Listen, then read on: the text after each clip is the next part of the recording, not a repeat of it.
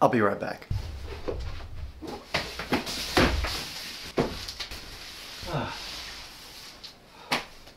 It came. It arrived. Again. At this point, it's been 1 year since the launch of the Kickstarter for Progress, my first full-length album. Behind me are 300 vinyl copies of the album. When I saw the Kickstarter doing so well and a demand for vinyl copies, I decided to take the plunge and do something that was completely outside of what I know. And today, I hold in my hand the last piece of the puzzle. I changed the artwork a little bit, as you can see, if you have the CD version. It's bigger, so you got more space. This is the outside and the back. Nice paper sleeve. This is side A, and this is side B with a photo by Rebecca Needman here. For various reasons, I went for classic black vinyl. Very thick, my goodness. Now on any given day, not only can I go and hold a physical CD that I put out in the world, but I can hold a vinyl. Just any day, any time I want, I can hold this in my hand. And I can say, hey look, those grooves. That's my music. Oh. The reason that they've only arrived today is because vinyl is an analog format and as such takes a lot longer to make than digital things. I don't know all of the science involved, but to create a CD you manipulate laser beams in order to put loads of ones and zeros onto a piece of plastic. That process takes a very long time and there are fewer and fewer factories in the world doing it, so they're in quite a lot of demand and it takes a while for them to get through all the stuff. They sent me 5 test pressings to make sure that it sounded okay, and then it took them 2 months to press all 300 and print the artwork and everything. But they're here now and I've learned a lot about the process and I think I've condensed everything I've learned into 3 main points. Number 1. Vinyl is complicated. The process is mind-boggling, as we've already discussed. It involves taking sound and creating a physical representation of that sound that is accurate enough that when you rub a diamond on it, it plays the music. Which sounds like ludicrous space technology. Like from Krypton, where everything's made out of, like, gems. But it's real. And the grooves in this composite plastic, when rubbed in the right way, at the right speed, translate back out into my music. That's crazy talk. That actually sounds more ludicrous to me than bytes and numbers and algorithms in a computer. And because of this disconnect between an industry that is dominated by digital and this old school analog way of doing things, a lot of confusion occurs. If you try, as I did, to Google how to master for vinyl, you are bombarded with truth and lies and urban legend and speculation and opinions and arguments, and you don't know who to believe and what to trust and what to do. People, as I've discovered, get very precious about vinyl.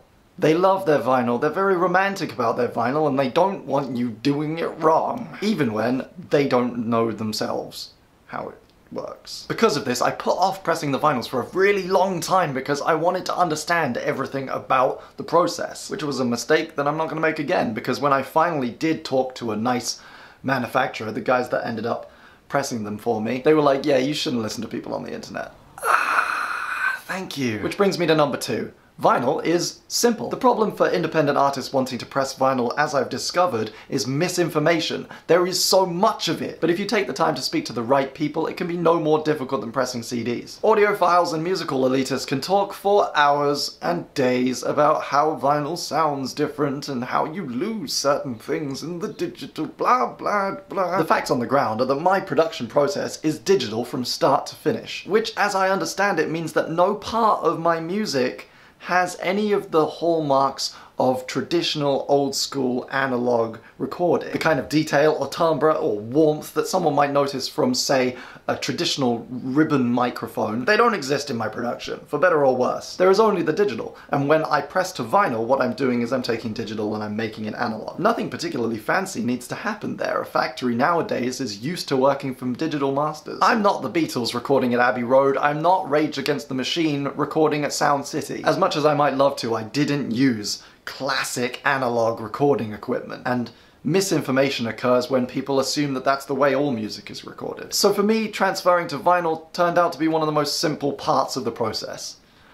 I just shouldn't have left it that long. And finally, number 3, I love vinyl. Now that sounds pretty predictable. Remember, I'm 20 and I did not grow up listening to or collecting very much vinyl. That romanticism, that folklore, I don't really subscribe to it. I made these 300 vinyls because I know that a lot of people enjoy it and there was demand for it. These are collector's items for the people who really, really want them. There are only ever going to be 300 of them. There were going to be 200, but I needed to get 300 for factory reasons. They're all going to be hand numbered and they're going to have exclusive lyric sheets put inside them, and when they're gone, they're gone. But when they arrived, I couldn't help myself. I think part of it is the size. I have a big head, and this is bigger than my head. I found myself absolutely loving it every second. Holding one of these things, knowing that I created it, knowing that each of these grooves represents a moment on my album, that there are minute peaks and troughs and mountains that represent my music, that it's fragile and, cosmically speaking, more fleeting than digital, that it needs to be looked after and maintained. It has my catalog number on it. HWZ101, Side B, Side A. I did not expect to get this kind of joy from vinyl, but when they arrived it was like a load of cute puppies were in my room. I just want to hold them.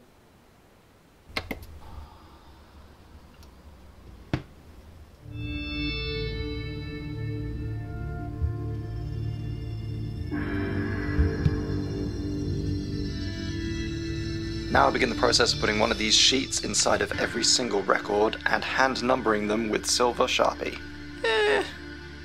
This isn't going to take too long.